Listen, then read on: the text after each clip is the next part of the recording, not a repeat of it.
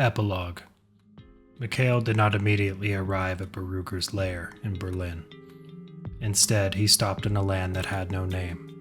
It had been lost to the world during the nuclear bombardment. He could not search for it in the database, for it had left him for the moment. Beruger had taken it away and replaced it with his old life. That moment in Tianjin had also been Beruger's doing. He knew that now. It was all the convincing the Shadow had needed to do what needed to be done. This place, the solitary feeling of destruction, felt good to him. He was alone and could take in its beauty. It mirrored his life and all that he had become, all he would do.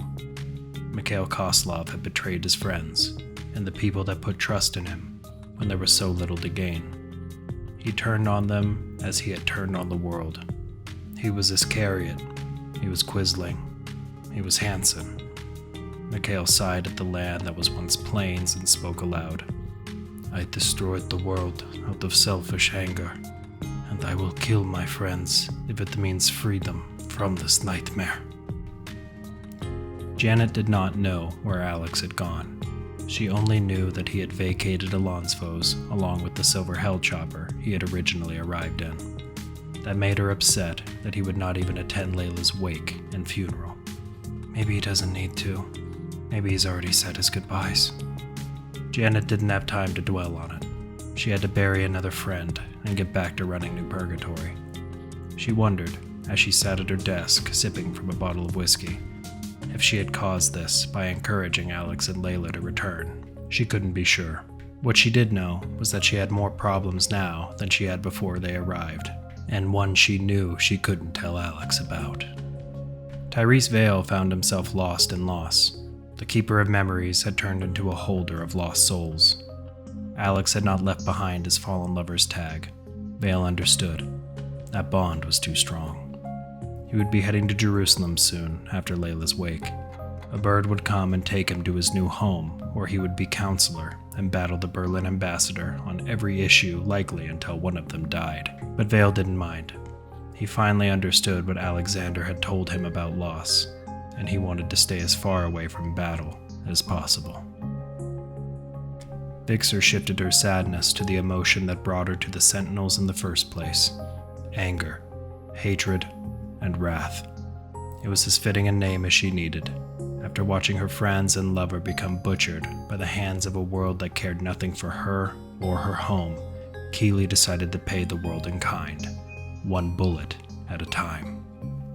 Ferris felt that she had ended where she began.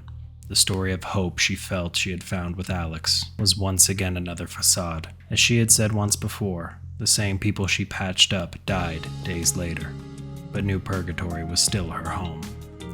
She wished she had gone with Layla's team, if only to change how the battle played out, and now how the uncertain future would go.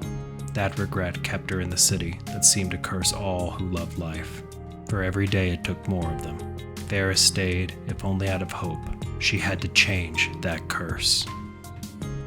Alexander Velasco had not gone far. Not yet. He found himself back at the ruins of John Morrison's fallen tower.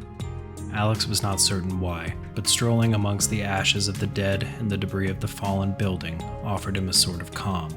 When he closed his eyes, he could picture Layla's arms wrapped around his neck, almost as if her angel was there to soothe his dying heart.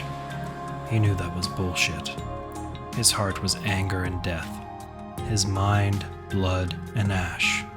He walked here to remind himself why he fought. Layla's death had been a clear indication. Alexander had been worried about being like the old man. Now he understood Jack Newsom's aggression, rage, and alcoholism. If Beruger wanted war, Alex would lead him to the gates of hell himself, but not before walking to the places where old ghosts hid and their bodies rested. That would be his fuel to enrage his fire.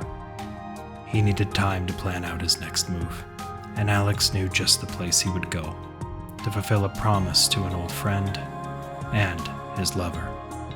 But first, he sat on piles of rubble and twisted metal, finally opening his journal to make one final entry. As I walk the ashes of the fallen tower, where friends sacrificed and tyrants have died, I feel no hope, pride, or happiness. My fight has cost me the people that made my life worth living. They're gone now, all because of me, buried under the ashes of a 400-meter tombstone. Those that lived fought again, only to die in the place we freed. All that is left for me is to find the man in the shadows and his master that has plotted against us since the beginning. One last fight, or it was all for nothing. I need this. I need an end to my perdition.